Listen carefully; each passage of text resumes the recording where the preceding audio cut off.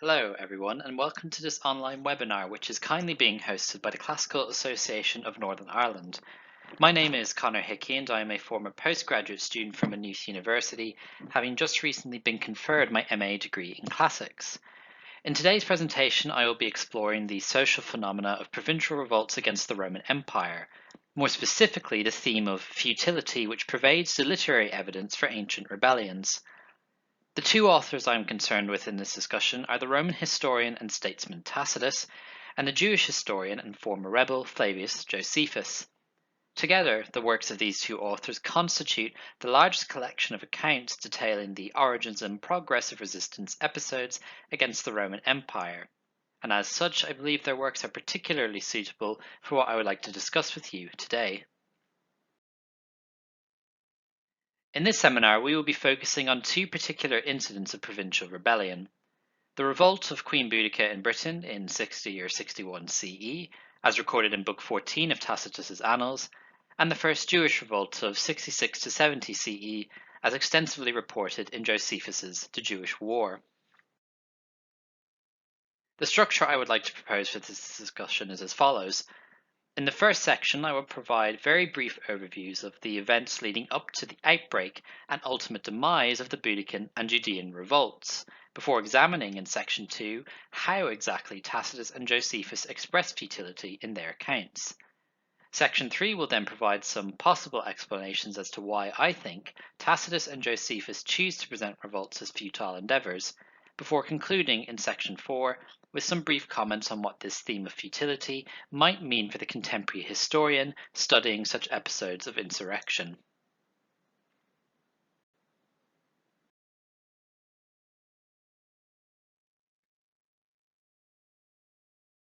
So beginning with a brief rundown of the Boudiccan revolt, the conflict is believed to have erupted at some point in either 60 or 61 CE.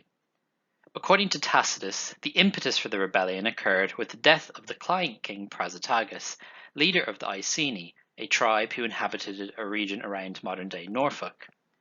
Prasutagus, famed for his long and prosperous life, divided in his will the Iceni kingdom between his two daughters and the Emperor Nero. As Tacitus reports, the decision to divide the kingdom in this manner resulted from Prasutagus' own fears that his realm would inevitably be subsumed into the province of Britannia proper, and accordingly he hoped to preserve, with his will, the remnants of his household and kingdom. However, the late king's fears for the safety of his family soon became realized when, at the behest of the Roman procurator in Britain, Catus Decianus, Prasutagus' household was stripped and annexed by centurions sent to requisition the emperor's share of the will. As a disgusted Tacitus reports, the daughters of Prasutagus were raped by Roman soldiers, whilst their mother, Boudicca, was whipped. The Iceni aristocracy, likewise, were subjected to similar unjust abuses, as their lands were also plundered by Roman soldiers. Thus, angered by such sacrilegious conduct from their imperial masters, and fearful of yet more abuses, the Iceni rebelled under the banner of a vengeful Queen Boudicca. Tacitus also lists a number of other factors which, he believes, inflamed this rebellion further. For instance, he reports that in the city of Colchester, a group of veteran Roman soldiers, who had been settled on the land in recognition for their military service, attacked and drove the local Trinavante people from their lands and homes, treating them as if they were slaves and prisoners. Such abuses, naturally, convinced the Trinavantes to join in Boudicca's revolt when it broke out. Further cause for insurrection was found in the Temple of Claudius, a blatant stronghold of alien rule, to quote Tacitus, given that the ministers of the temple had abused their sacred positions by demanding wealth from the surrounding regions. Finally, the absence of the Roman governor, Suetonius Paulinus, who was campaigning in and around Wales at this time, constituted a particularly lucrative opportunity for anti-Roman agitators to rebel. For the rebels, the initial outbreak of revolt was a tremendous success. In short order, the rebels coordinated themselves into a potent and deadly force which blitzed its way towards the settlement of Colchester. The alacrity of the rebel advance sent the settlers of Colchester into a panic, being as they were ill-equipped to defend their homes against the approaching horde. In a vain appeal to Procurator Decianus, the settlers received a mere 200 ill-equipped soldiers to aid in the defence of their city, and though able to muster a rather stalwart defence, the settlers were eventually pushed back into the temple of Claudius by a seemingly insurmountable foe. A mere 2 days was all that was needed for the Britons to master the temple's precincts, in which the sheltering Roman settlers were subjected to torture and slaughter, as vengeful rebels consumed the settlement within the flames of a rapidly expanding insurrection. Attempts to halt the rapidly deteriorating situation proved unsuccessful when Quintus Petilius Cerealis, commander of the Roman 9th Division, was thwarted in his attempts to relieve the stricken settlement of Colchester from the rebels. Indeed, the loss of Roman authority in Britain was made evident when Procurator Decianus, horrified by the catastrophe and his unpopularity, fled to Gaul in fear and disgrace.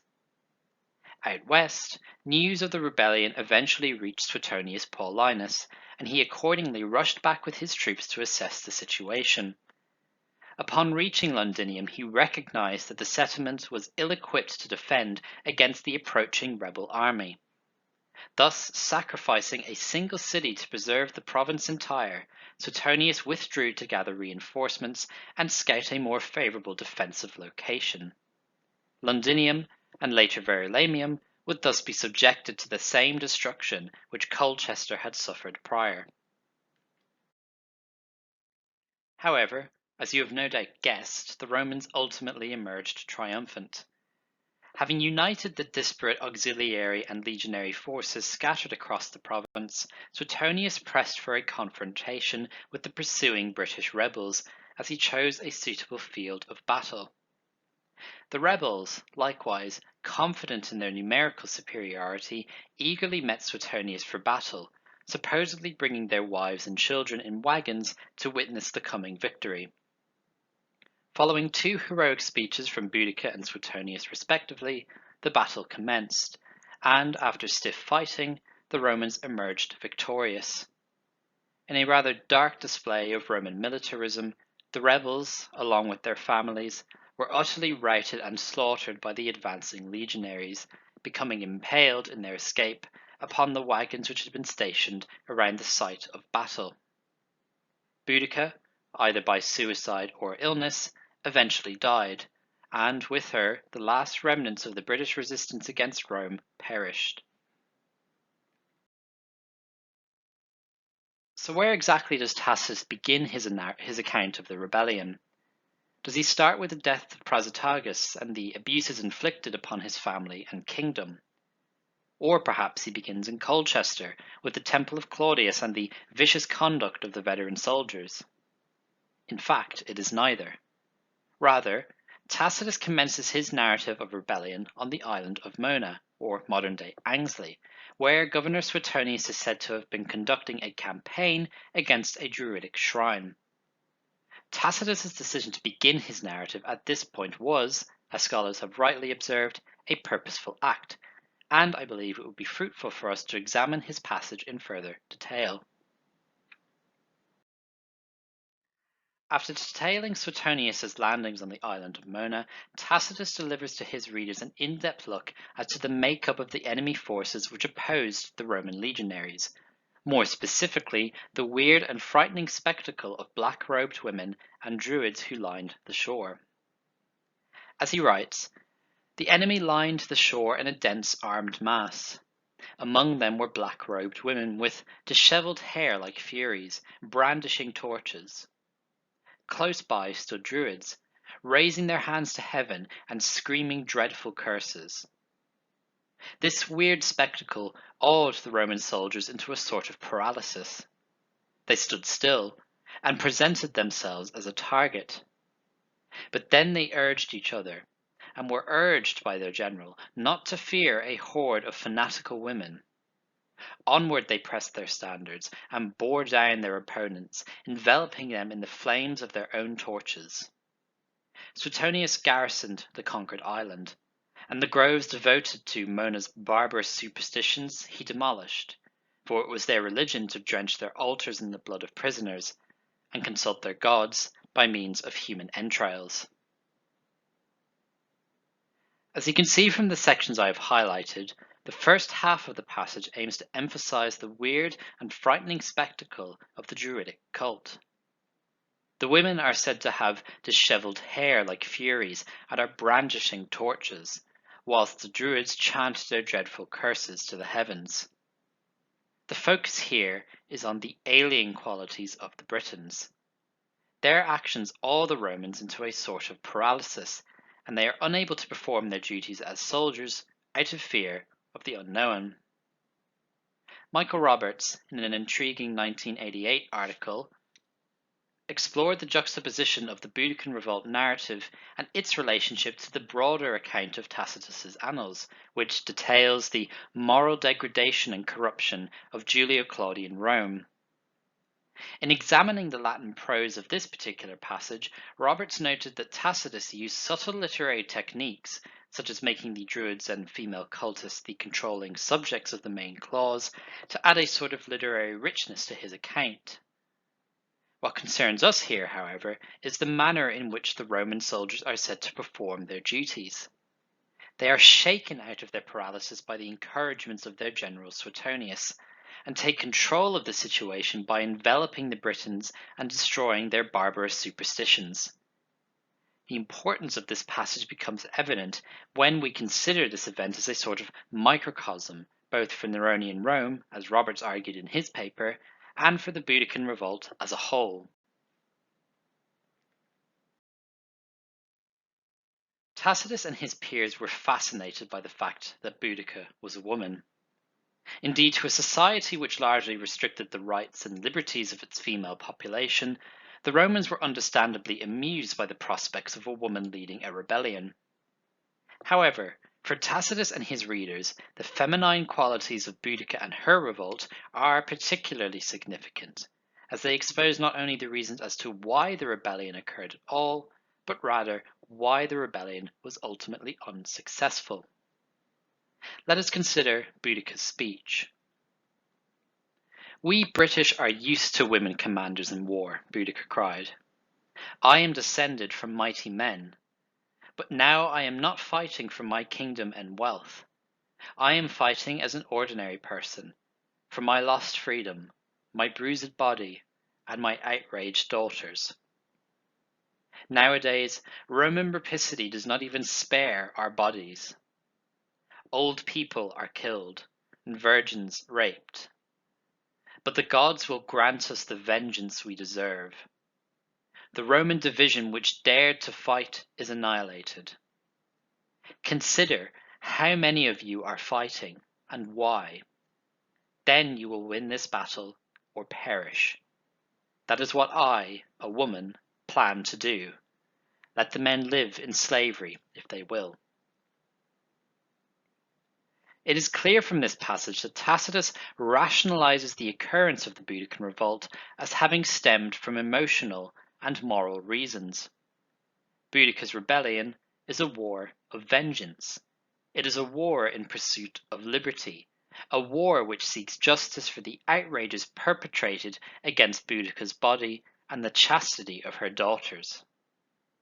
This revolt is emotional because the main actress, Boudicca, is herself a woman. And true to the elite's fascination with female leaders, Tacitus hones in on the supposed femininity of both Boudicca and her followers. The Britons are used to the idea of women commanders in war, and as a female leader, Boudicca, and by extension her followers' war, is fought for emotional reasons, because in the eyes of the Romans, fervent expressions of emotion are associated with the female. Specifically as a woman, she is fighting for her daughters and for the liberty which she and her people have lost. Indeed, Tacitus clearly highlights the supposed dichotomy between the male and female Briton, as the male is, at present, subservient to Roman rule as a slave, whilst Boudicca, as a woman, pursues the emotional course of freedom. But even more significant, the Romans' perception of women as an emotional being lends itself to the idea that this feminine-like rebellion is an irrational and ultimately futile reaction towards Roman oppression. The emotionality of the rebels and their leader thus exposes them to military blunders and an overall disorganization in their ranks. As demonstrated by Tacitus in 14.33, the rebels, rather than attack strategically sound military targets, such as forts and garrisons, choose instead to plunder the wealthiest regions of the province. Given that they are supposedly ecstatic at the prospects of committing more atrocities against Roman settlers, they shy themselves away from the more civilized wartime practices of taking and selling prisoners. They could not wait, Tacitus writes, to cut throats, hang, burn, and crucify. Yet crucially, Tacitus believes they are committing these acts because they expect to suffer these very same atrocities themselves, as though avenging in advance the retribution that was on its way. As scholars such as Miles Levan have noted, the emotional rebel recognizes the impending doom of their struggle against Rome, and they thus attempt to make up for their coming defeat by venting their anger and frustration whilst they have the chance. In taking their vengeance to its maximum extent, the rebels expose their own fears and anxieties about the ultimate futility of their struggle against Rome. Paradoxically, however, the rebels also display an irrational overconfidence towards their initial success, which ominously foreshadows the impending defeat that they will soon suffer at the hands of Suetonius.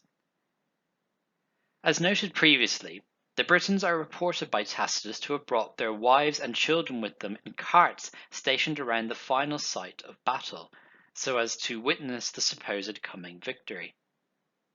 This statement is undeniably portentous, not merely because the rebels' families have now been brought into the theatre of a violent insurrection, but also because we, the reader, know that the Boudiccan revolt will ultimately be quelled. Tacitus's readers know that, in their time, the province of Britannia has not yet been lost to rebels, and as such, the overconfidence displayed by these insurgents is a literary device which foreshadows the inevitable defeat and ultimate futility of insurrection. I want to conclude this discussion of the Boudiccan revolt by turning to the hero of our story, Suetonius. Throughout the entirety of Tacitus's narrative, Suetonius is presented as a cool-headed, strategically sound general and governor. He is determined, brave, disciplined, and charismatic. He inspires loyalty in his men and brings glory to Rome. Unlike the rash divisional commander Cerealis, or the craven procurator Decianus, Suetonius stands as a shrewd and calculated leader. Tacitus undeniably admires Suetonius's qualities, and thus he eagerly presents him as the instrument of the rebels' downfall. Upon reaching Londinium, Tacitus reports that Suetonius coolly recognized the futility of defending the settlement against the advancing rebels, and thus he sacrificed the entire city so as to preserve the province as a whole. Likewise, when pursued by the advancing rebel horde, Suetonius calmly collects the legionary detachments from across the region and carefully selects his field of battle. This assuredness of conduct is born, as we the reader know, from the fact that Suetonius and his men have already faced the Britons in battle, namely the Druids on the island of Mona. He and his men thus know what to expect from their British foes, and accordingly, they know that their discipline will inevitably prove successful.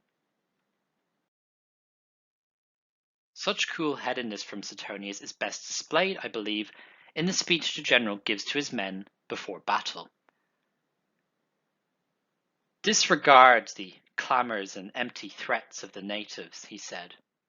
"In their ranks there are more women than fighting men. Unwarlike, unarmed, When they see the arms and courage of the conquerors who have routed them so often, they will break immediately. Even when a force contains many divisions, few among them win the battles. What special glory for your small number to win the renown of a whole army. Just keep in close order, throw your javelins, and then carry on. Use shield bosses to fell them, and swords to kill them. And do not think of plunder. When you have won, you will have everything. As scholars such as Roberts and Levan have observed, this speech unmistakably mirrors the instilment of confidence the Roman soldiers received from Suetonius during their campaign on Mona. In ridiculing the enemy army opposing him, Suetonius points directly to the supposed femininity and thus irrationality of the British horde, observing how there are more women in their ranks than fighting men. Moreover, the Britons have already lost to the Romans on numerous occasions previous, so why should the Romans be fearful of the outcome now?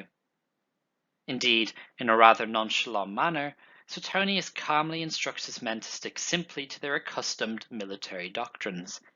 Keep in close order, throw your javelins, and then carry on.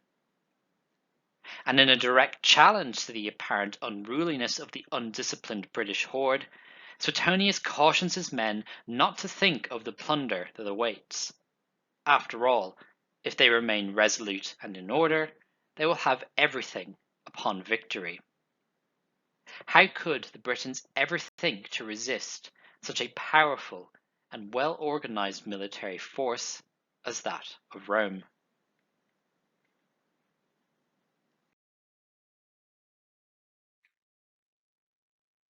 Now that we've discussed Tacitus's narrative of the Boudiccan revolt, I would like to turn next to the second author under examination, Josephus and his account of the Jewish revolt. The history of the Great Jewish War is quite voluminous and would be near impossible for me to discuss its events in any extensive detail. As such, I will simply offer a brief overview of the major events which led to its occurrence and ultimate demise.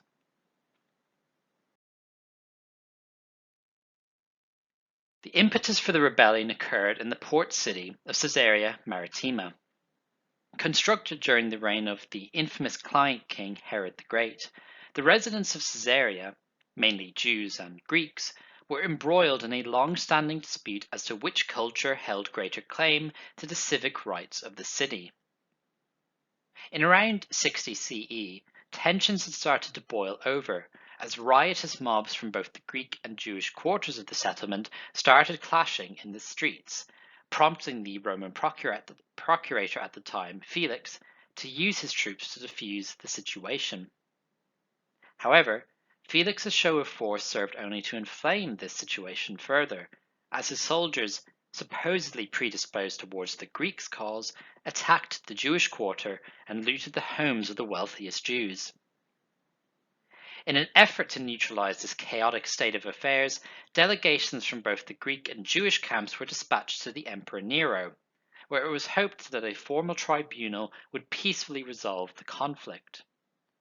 After listening to the arguments of the respective groups, Nero concluded that the Greek residents held a more legitimate claim to the civic rights of Caesarea, and as such he issued a proclamation which rescinded the Jews' original rights.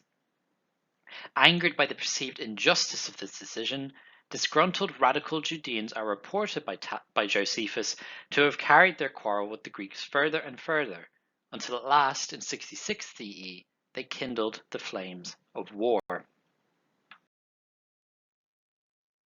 Additional factors are said to have exacerbated the Caesarea incident further. Angered by the conflict between Greeks and Jews in Caesarea, radical Judeans advocated for open hostilities against Roman rule, taking to the streets of Jerusalem and rallying the Jerusalemites against pro-Roman forces. Moderate Judean aristocrats, dismayed by the increasing anger of their subjects, attempted to counter the radicals with their own appeals for calm, which resulted in the outbreak of civil strife within the capital. Added to this powder keg of tension were further provocations from the newly appointed procurator Gessius Florus. In addition to plundering 17 talents from the Second Temple, Florus used terror tactics, namely the indiscriminate massacre and crucifixion of supposed insurgents, as a means of dispersing the crowds. The declaration of war, however, from the Judeans came when a young radical named Eleazar convinced the ministers of the Second Temple to cease their acceptance of sacrifices from foreigners, and by extension the Roman emperor.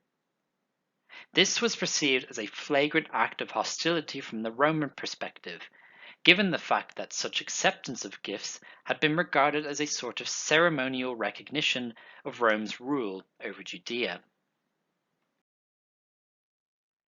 Similar to the Boudiccan revolt, the rebellion was initially a success.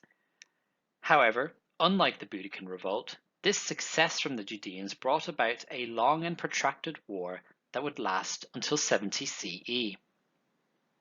Having established their control over Jerusalem's affairs, the revolutionaries spread their rebellious sentiments across the region, as they captured numerous settlements such as the fortresses of Cyprus and Masada.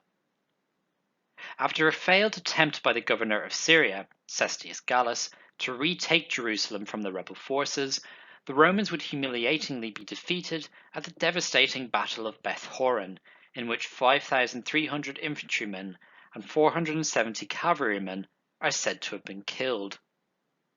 Thus, emboldened by their victory over the Romans, the revolutionaries established a provisional government and appointed generals, such as our own Josephus, to prepare for the defense of Judea. Following Cestius's defeat, Nero appointed the aged military veteran Vespasian to oversee the subjugation of the revolt.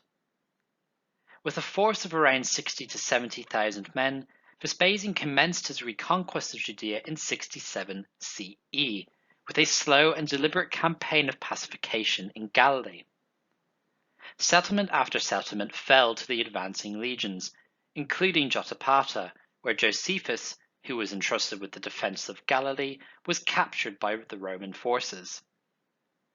The following year, campaigning would commence in the lands of Judea proper, as Jerusalem and the provisional government came under increasing pressure from the devastation that was being wrought in the surrounding countryside. However, before plans could be drawn up for a final march on Jerusalem, news reached Vespasian in late 68 CE of Nero's loss of power and subsequent suicide. In the unrest which followed in the wake of Nero's death, Rome was embroiled in a civil war known to posterity as the Year of Four Emperors, in which four generals, Galba, Otho, Vitellius, and Vespasian, vied for control of the imperial mantle. Vespasian, having been proclaimed imperator by his troops from the Judea campaign, ultimately emerged victorious. In need of a foreign victory to legitimize his rule, Vespasian and the fledgling Flavian dynasty prosecuted their war with the Jews further, as Vespasian's son Titus was dispatched to oversee the final subjugation of Jerusalem. With an influx of refugees from the surrounding regions and infighting between the revolutionary factions, Jerusalem's squalor was worsened as Titus began his siege of the capital. After months of protracted fighting, the Romans finally entered Jerusalem and wrought terrible destruction on the city and its inhabitants. In the conflagration which followed, the Temple of Jerusalem was burnt to the ground, signifying the end of Second Temple Judaism and the subjugation of the Jewish revolt. The temple's loot was promptly shipped west to Rome, where it was displayed in the now famous Flavian Triumph, an event which can be seen inscribed on the Arch of Titus today. At some point afterwards, the last bastion of radical Jewish resistance, the fortress of Masada, fell to Roman troops, as the Jewish defenders, rather than suffer enslavement or crucifixion, committed suicide.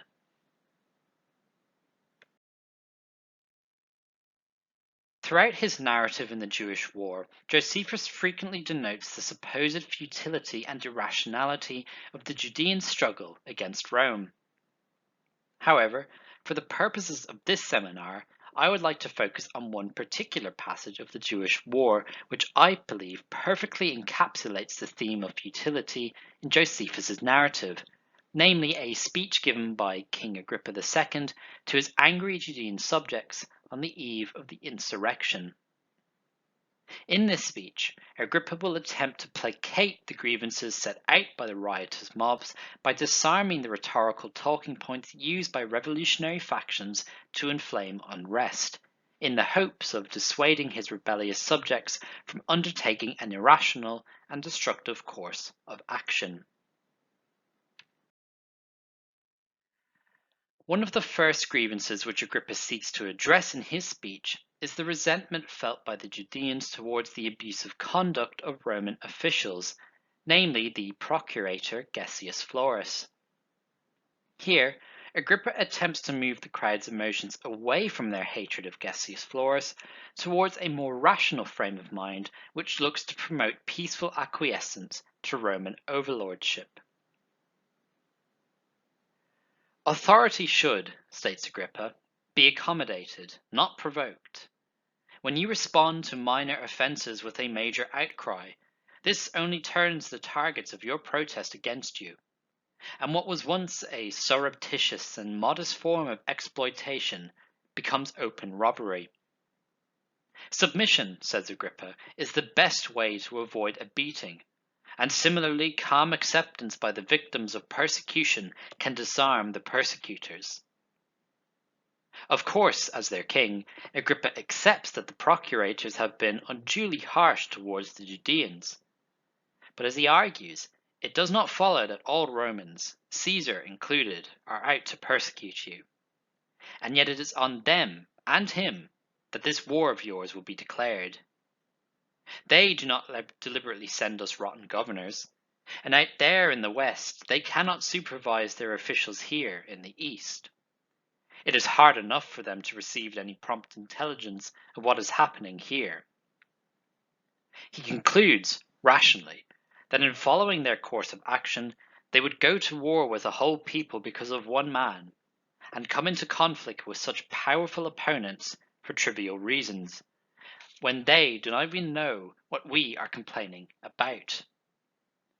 In prosecuting their resentments towards its inevitable conclusion, the Judeans will bring about disastrous consequences, both for their lands and for themselves. In addressing the rebels' supposed claims that their revolt was conducted in pursuit of liberty and freedom, Agrippa harks back to the time when Judea first fell under Roman hegemony. In 63 BCE, the Roman general Pompey subjugated Judea after having intervened in a civil war amongst the Hasmoneans, a dynasty which ruled an independent and powerful Jewish state. The rebels of Josephus' time, more than likely, appealed to the independence of this prosperous Jewish state as a shining example which motivated their struggle for independence. However, Agrippa disarms such appeals to past glories by arguing that the opportunity to resist has long since passed. You should have fought, he cries, long ago not to lose your freedom in the first place. Slavery is a painful experience, and any fight to avoid entering that state is justified. But once subjected, those who then try to break away are insolent slaves, not lovers of freedom. In his reflections on the independent Jewish state of old, Agrippa observes that even their strength and resources had not been sufficient to withstand the Roman onslaught.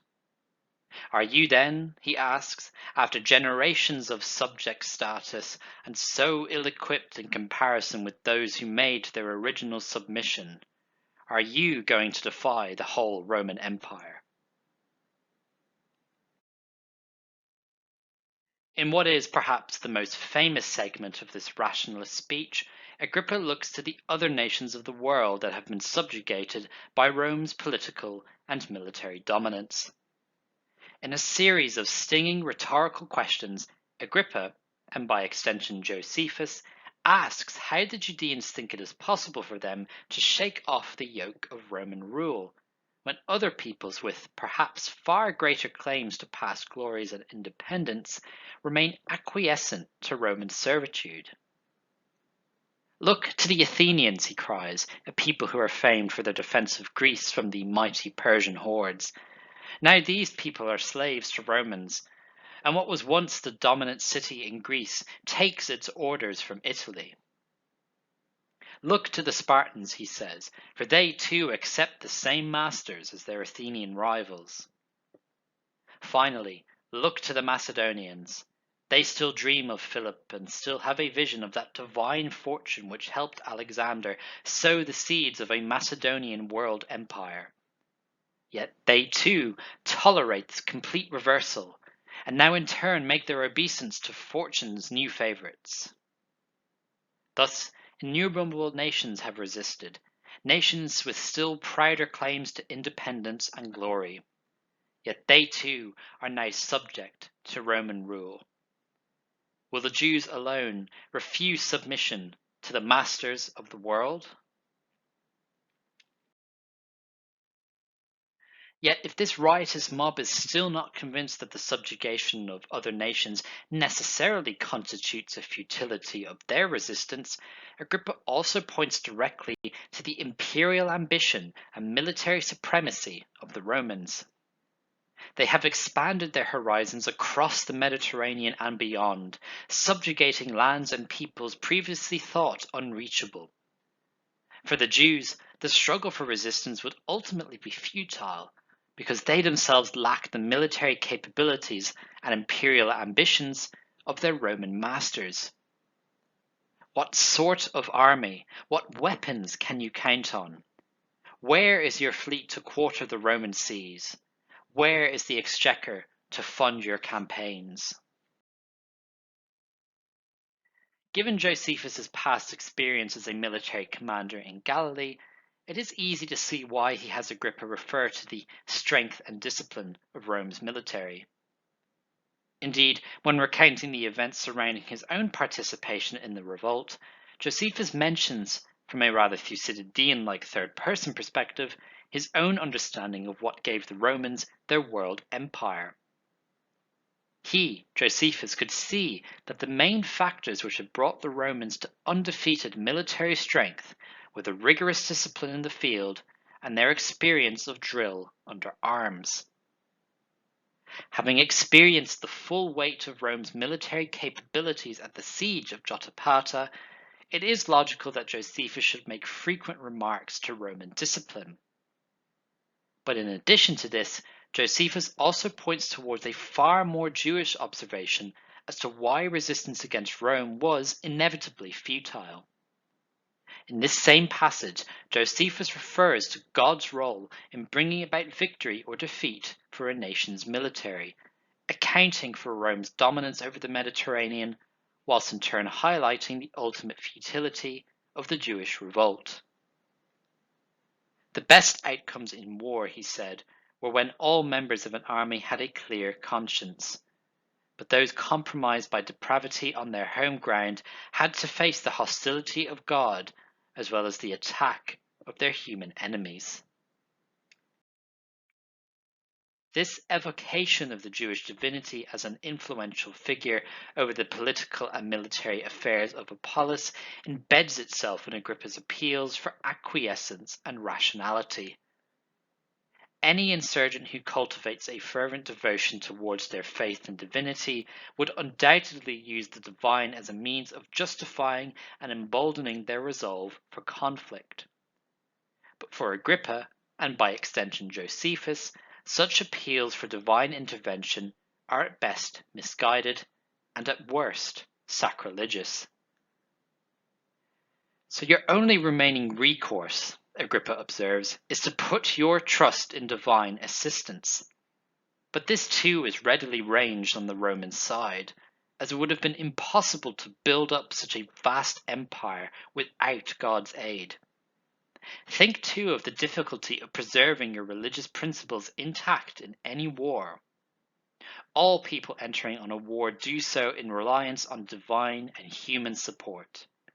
When all probability excludes either form of assistance, those still going to war are choosing manifest ruin. In a final, desperate appeal to his subjects' rationality, Agrippa foreshadows the coming destruction that would inevitably await both Jerusalem and its sacred temple, should the Jews prosecute their grievances further, a cataclysmic event that would inevitably shake the core practice of Judaism and alter the course of the Jewish people for centuries to come. Have some pity then, if not for your own children and wives, at least for this mother city of yours and its sacred precincts.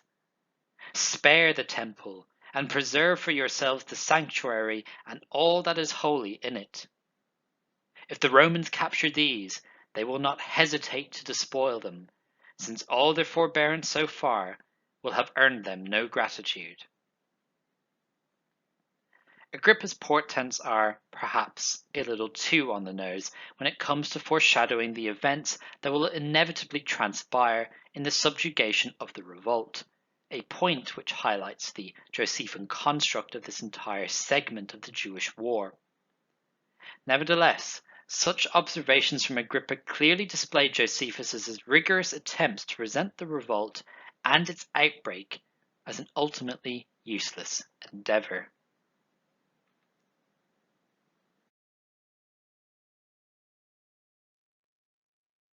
Now that we've explored some of the ways in which Tacitus and Josephus express futility in their respective accounts, I want to provide in this final segment some possible explanations as to why they both consider resistance as useless. One, of course, could list numerous reasons, with varying levels of significance, as to why Tacitus and Josephus present revolts in this manner. However, for the purposes of time, I would like to consider three particular factors which, I feel, best explain the intentions of the two historians. The first, and perhaps most obvious reason, is hindsight. As the saying often goes, hindsight is 20/20. However, in the case of rebellions and historiography, it is particularly more relevant. Whenever we read about some well-known historical event, take, for example, Napoleon Bonaparte's famous invasion of Russia, we will undoubtedly perceive this episode with the foreknowledge that the emperor and his Grande Armée will ultimately be defeated. Likewise, with Tacitus and Josephus, the events which led to the Boudiccan and Judean revolts must respectively have foreshadowed the inevitable demise of these two rebellions, hence both historians' expressions of futility. But even more significant than hindsight, I think, is the fact that both Tacitus and Josephus composed their narratives under the influence of cultural biases and particular agendas. As mentioned previously, Josephus' participation in the revolt against Rome and his subsequent capture by the Flavians undoubtedly shaped the composition of his narrative. Written in Greek for a Greco-Roman audience, and more specifically for his Flavian patrons in the Roman elite, Josephus attributes much of the blame for the revolt on corrupt Roman officials and opportunistic revolutionary Judeans. In his ascription of blame towards radical Jewish elements, Josephus endeavored to shift culpability away from the moderate Jewish aristocrats, like himself, by presenting them as rational leaders who recognized from the outset the immorality and futility of their insurrection. More importantly, Josephus's representations of the moderate elite in this manner served as a means of bolstering Josephus's current circumstances as a hostage of the Flavians, and in improving the prospects of the future Judean elite. As Martin Goodman observes, Josephus was proud of his career and of the social success in Rome after AD 70, which set him apart from the rest of the Judean ruling class from which he had sprung. But his apologetic was intended not so much to justify his own tortuous political progression as to try to show to his Gentile readers, particularly those of the Jewish war, that the Jews of the richer class were, like himself, despite the revolt, just like other aristocrats in the Greek east of the empire. Above all, he wanted to demonstrate that they should be entrusted again with the Jerusalem temple and the flourishing Judean society of which they had lost control in AD 70. The vehemence with which Josephus attempts to shift culpability away from himself and his elite peers is given credence in this passage of his Vita, where he recounts his supposed attempts at dissuading the Jews from their irrational course of action. There in Jerusalem, he says, I found revolutionary movements already on foot, and widespread elation at the prospect of revolt from Rome. I earnestly and insistently sought to dissuade them from their purpose, foreseeing that the end of the war would be disastrous for us. But my efforts were unavailing, and the madness of these desperate men was far too strong for me. It is obvious then that Josephus has grander, ulterior motives when presenting the revolt in the way that he does. Tacitus too was himself influenced by a broader agenda and cultural bias. As discussed previously, Tacitus's account of the Boudiccan revolt was seen as having been juxtaposed to the Annals' broader narrative of Julio-Claudian Rome and the servility of Roman senators under the Neronian regime. However, further biases also perhaps held sway over his representations of the Boudiccan rebels and the idea that the native struggle was futile, particularly with regards to the elite's cultivation of an imperial ideology. At its core, the Roman Empire was a militaristic state, whose dominance had been acquired through the violent subjugation of Mediterranean peoples. The mechanism which had permitted the Romans to expand their empire, in addition to the quality of their military, was an ingrained cultural belief that Rome was destined to conquer the world. Those provincials who had been subjugated by Rome were born to slavery, and those that remained free were yet to be conquered. Those who failed to accept their social position as servants to Roman masters, who continued to resist Rome's imperium, were regarded by the elite with contempt, as their recalcitrance necessitated violent submission. Such evocations to imperial destiny are perhaps best evidenced in works such as Virgil's Aeneid, where the gods are said to have bestowed upon Rome the fortune of an imperium sine fine, an empire without end. More significantly, this imperial ideology necessitated that Rome use its military supremacy to pardon the defeated and war down the proud. With destiny at their side, it is easy to see why writers such as Tacitus would be inclined to show insurrection as a futile endeavor. Indeed, Tacitus's imperialist mindset can be seen to reveal itself in his description of Suetonius's campaign on Mona, where the general's imposition of civilization over the barbarous superstitions of the Druidic natives evokes imperialist jargon. Likewise, ideological conceptions surrounding the supposedly disunited and unruly natives proves to Tacitus that the subject's struggle is an irrational pursuit. But equally, the cultivation of discipline and unity within Rome's military ranks safeguards the empire's dominance over the world and its populaces. Hence the importance of Suetonius's uniting of the disparate auxiliary and legionary forces scattered across Britain. From such ideological roots, then, springs forth the Tacitean perception of resistance as futile. A final reason as to why I think Tacitus and Josephus choose to present revolts as futile also arises from the two historians' conceptions of the world from what we might call the realist perspective. Realism is, of course, an idea which dominates the geopolitics of today's nation-states. However, in ancient Rome, the idea of realism was just as prevalent as ever. In his book, A History of the Jewish War, Steve Mason provides a brilliant summary as to how we might define political realism. Political realism, says Mason, is the core observation that certain realities are simply there, no matter what we prefer to think or hope. In realist terms, Mason continues, empire meant the great success of one polis, Rome, in dominating others with resulting strength and prosperity, hence the failure of others to protect themselves. Ancient historiography abounds in similar sentiments of political realism. Thucydides' History of the Peloponnesian War stands perhaps as the most notable example of the ancient adopting a realist perspective, providing as he does one of the most infamous quotes of political realism: "The strong do what they have the power to do, and the weak accept what they have to accept."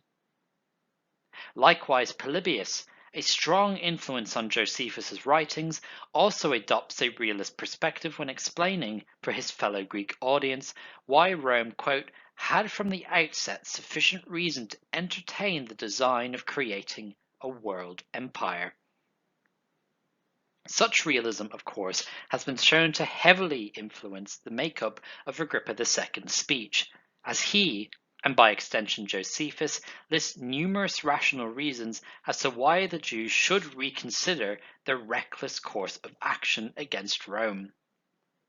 Likewise, Tacitus, in presenting Suetonius as an undismayed and confident general, also betrays a similar realist attitude towards the regarded futility of insurrectionism against a patently stronger military force. Realism thus can be said to stand as one of the core explanations as to why Tacitus and Josephus regard revolts as futile.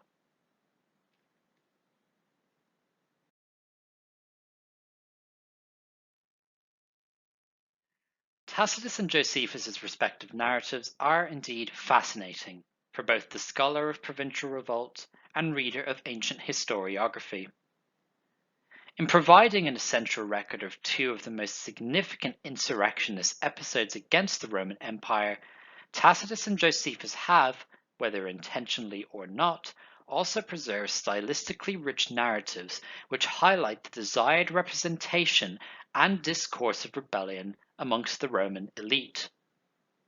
From this discourse arises a moralistic perception of unrest and rebellion, which ascribes the rebel struggle against structures of imperial domination to a supposed irrationality and an idealistic desire for justice and freedom.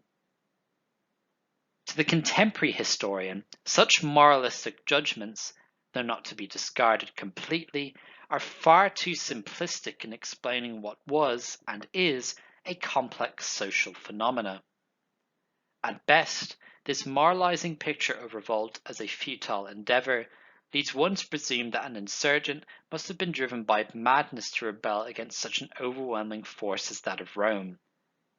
At worst, the laudation of the provincials' futile struggle in the face of military domination leads to a nationalistic conception of the ancient rebel, as they are appropriated for the political and patriotic agendas of the modern nation-state. See the statue of Boudiccan outside the Palace of Westminster. But regardless, what I have tried to show in this extremely broad overview is that Tacitus and Josephus have a particularly important theme which they hope to convey in their narratives, namely that resistance was, and is, futile.